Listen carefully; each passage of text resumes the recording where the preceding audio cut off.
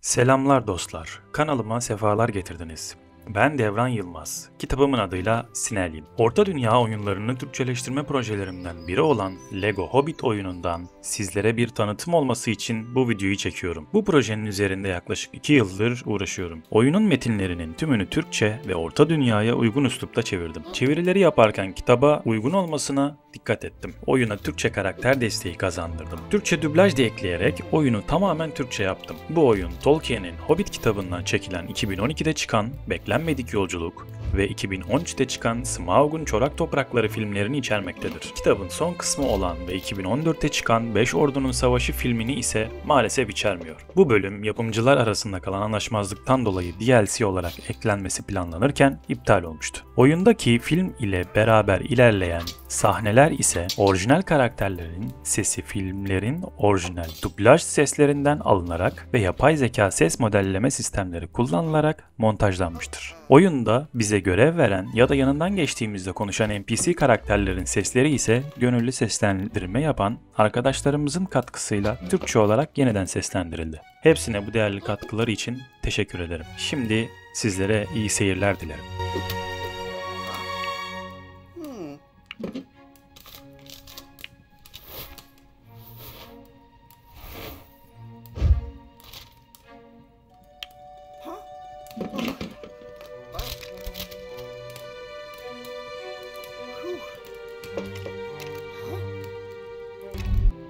Sevgili Frodo,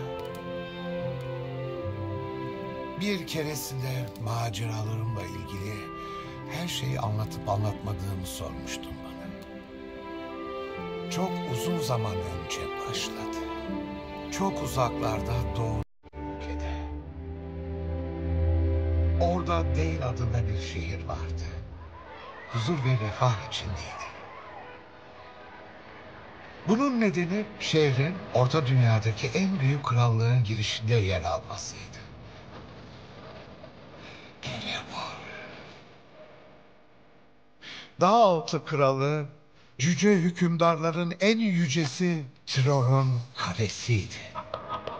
Soyu, oğlu ve torunu yaşadıkça güvendeydi.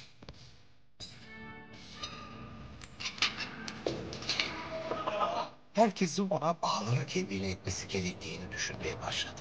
Büyük ev kralı Trandol dahil herkes.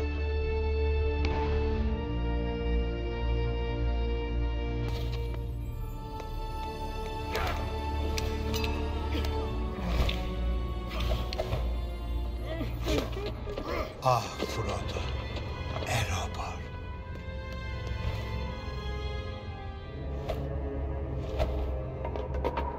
Efendim, kralımız sizden bugünkü madencilik operasyonunu denetlemenizi istiyor. Dağın derinlerine kurulmuş olan bu kale şehrin güzelliği efsanelere konu oluyordu.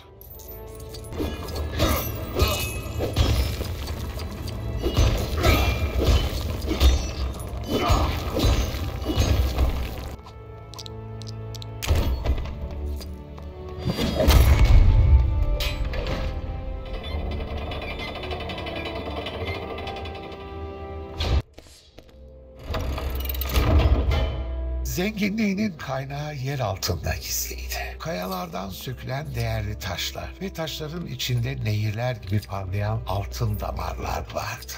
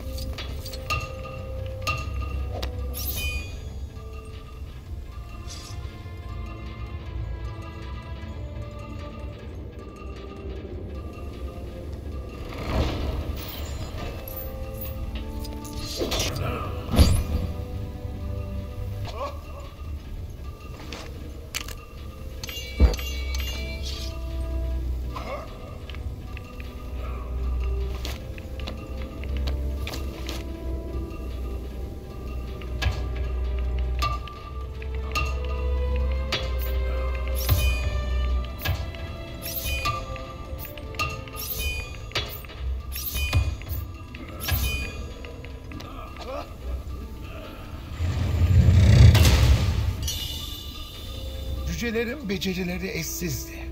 Elmas, zümrüt, yakut ve safirden olağanüstü güzellikte eşyalar üretebiliyorlardı.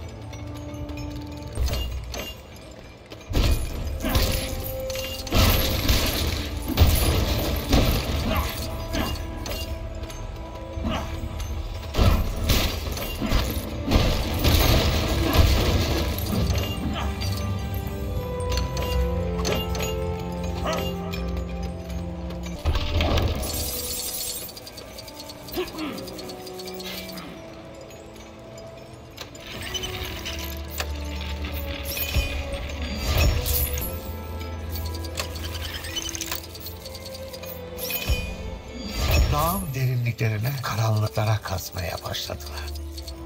Ve sonunda ona ulaştılar. Arken taşı, dağın yüreği. Tror'un altın tutkusu aşırıya kaçmıştı. Yavaş yavaş bir hastalık içinde kemirmeye başladı. Hastalığın yerleştiği yerde kötü şeyler gelir. İlk olarak kasırgaya benzeyen bir tür ses duydular. Alarm verin hemen. Neler oluyor Thorin? Ejderha. Ejderha! Kuzeyden gelen bir ateş ejderhasıydı. Bu insan şehrinin hiçbir değeri yoktu.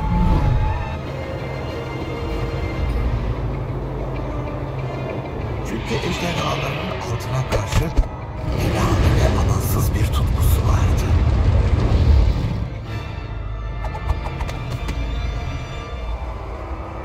Gelen Smoke'tu.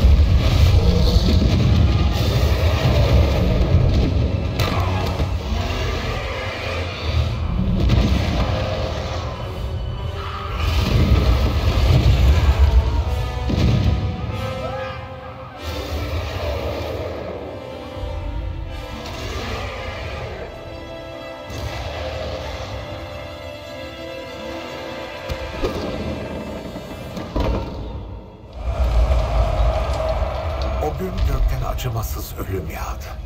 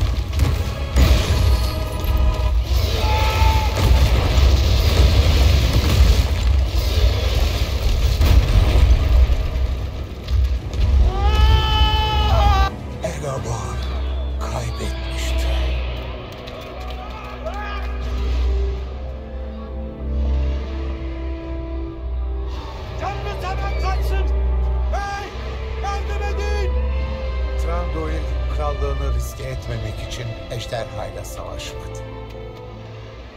O gün elflerden bir yardım görmediler. Sonrasında da görmeyeceklerdi. Genç Cüce Prens asla bağışlamadı ve asla unutmadı. Sevgili Frodo, hikayeye nasıl mı katıldın? Her şey bir oyukta başladı. Hobbit'in yaşadığı yerde. Hobbit meraklı bir yaratıktır. Cesur ve esnektir. Ancak inkar edilemez bir şekilde rahat bir yaratıktır. İşte Çıkın Çıkmaz'ındaki Bilbo Baggins'in hikayesine burada başlıyoruz.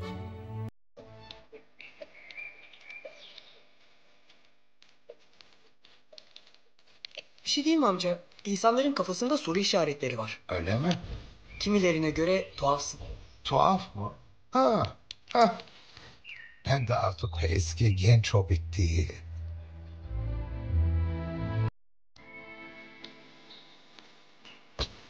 Biz tanışıyor muyuz? Gandalf mı? Şu muhteşem havai fişek gösterileri düzenleyen gezgin büyücü Gandalf mı? Hala işleri devam ettiğini bilmiyorum. Çünkü bir macerayı paylaşacak birilerini arıyor. Ne? Hayır. Yo, dur. Macera bu istemiyoruz biz. Yani burada. Günaydın.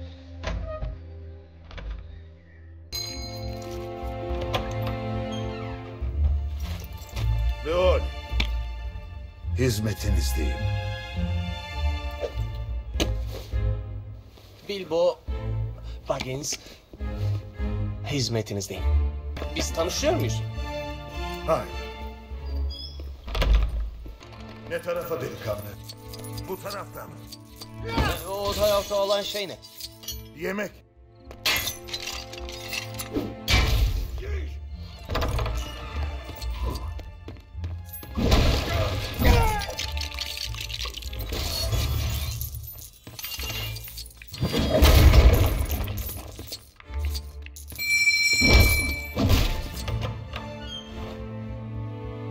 Bali, hizmetinizdeyim.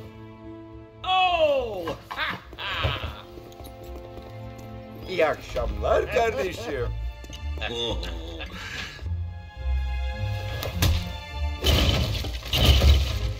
Mesele şu ki ben ikinizi de tanımıyorum.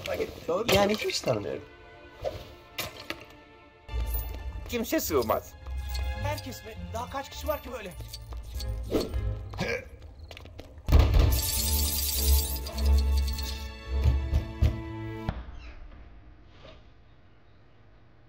Piri ve Çili. Hizmetinizdeyiz.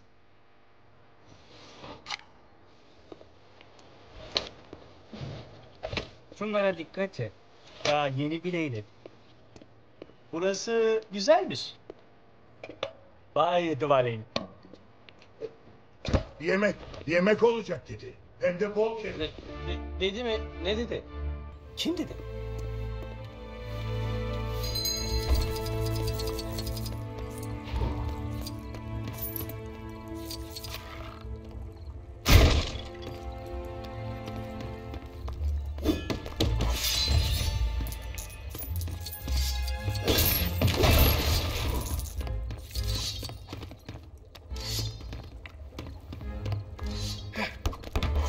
Bu ne? Bilmiyorum, peynire benziyor. Mesele şu ki Her tarafı küf.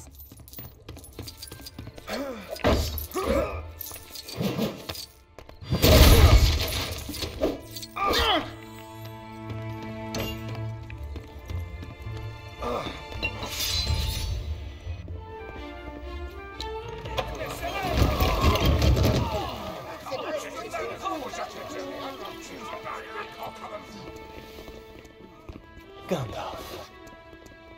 Sevgili Bilbo, senin neyin var böyle? Neyin mi var? Etrafım cücelerle dolu. Burada ne işleri var bunların? Evet, çok düşeli bir gruptur. Onlara alışınca tabii. Kili. Oin, Gloin, Berlin, Buffer, Bumper, Nori. Benim ödüllü domateslerim olmaz zaten. Nori. Onlara alışmak falan istemiyorum. Şu mutfağımın haline bak.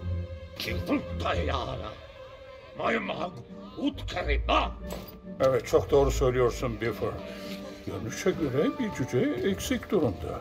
Affedersin, lafını balla böldüm ama tabağımı ne yapayım söyler misin? Tabii ki Ori. Onu bana ver.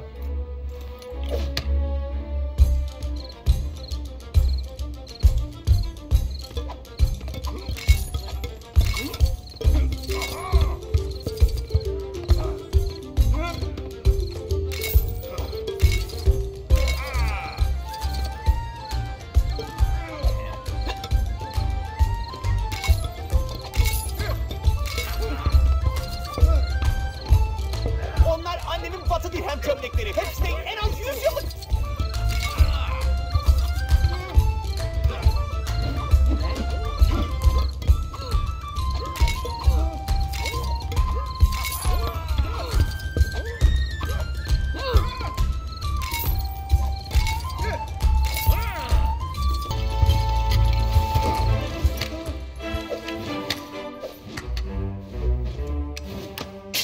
O geldi. Gandalf.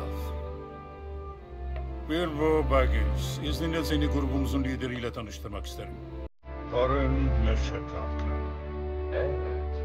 Demek Hobbit bu. Söyleyin Bay Baggins, çok savaşa katıldınız mı? Efendim? Emir tepelerin cüceleriyle görüşmeli. Beyin bizimle mi? Onlar gelmeyecek. Dediklerine göre bu macera sadece bize aitmiş. Bir maceraya mı çıkıyorsunuz? Uzakta doğuda tek ve ıssız bir dağ bulunur.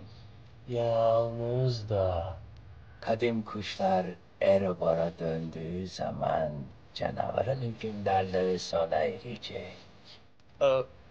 Canavar mı? Ejderha Smoke neredeyse 60 yıldır görünmüyor. Belki de halkımızın büyük zenginliği artık korumasızdır. Ön kapı mühürlenmiş durumda. Daha başka giriş de yok. Sevgili bayım, bu tamamen doğru değil. Ortada bir anahtar varsa bir de kapı olmalı. Cevap bu haritanın bir yerlerinde saklı. Aklındaki görev çok büyük bir gizlilik ve de bir o kadar da cesaret gerektiriyor. Bu yüzden bize bir hırsız lazım. Hı? Hem de yetenekli olmalı. Bence bir uzman şart. Hobbitler son derece atik ve beceriklidir. Bu arada ejderha cüce kokusuna alışık bir yaratıktır. Ama Hobbit'in kokusu buna tamamen yabancı gelecektir. Ona sözleşme. Sıradan bir sözleşme, cepten yapılan harcamalar, gerekli olan zaman, ödemeler, cenaze düzenlemesi falan filan. Cenaze düzenlemesi mi?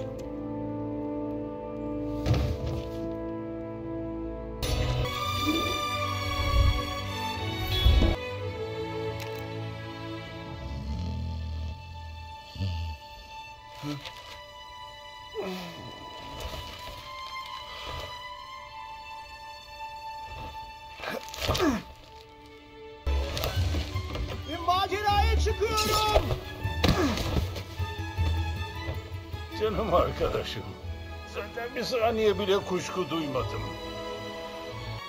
İzlediğiniz bu tanıtım videosunda videonun müziklerinden dolayı telif yiyeceğimi bilerek oyunun müziğini açık bırakarak sizlere keyifli bir seyir sunmak istedim. Şu anda bu proje %95 oranında tamamlandı. Yakın zamanda öncelikle kanalıma katıl ile destek veren üye dostlarıma özel olarak paylaşacağım. Abone olmayı unutmayın. Ve son olarak sosyal medya hesaplarımdan beni takip etmeyi ve desteklemeyi unutmayın lütfen. Yeni Türkçeleştirme projelerim devam ediyor. Takipte kalın. Sanırım evimde bir şey eksik. Belki bir bitki. Bir grup cücenin hücrelerden kaçmayı başardığını duydum. Taze balık, taze balık. Takas yapmak ister misin? Kuyut orman dumanının bir kısmının saraya kadar sızdığını söyleyebilirim. Size iyi yolculuklar. İyi günler dilerim. Yengeçler.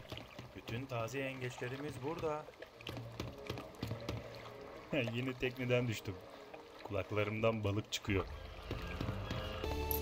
Daha önce o divan toplantılarından birindeydim ve aman tanrım, Elrond ne kadar gevezelik ediyor.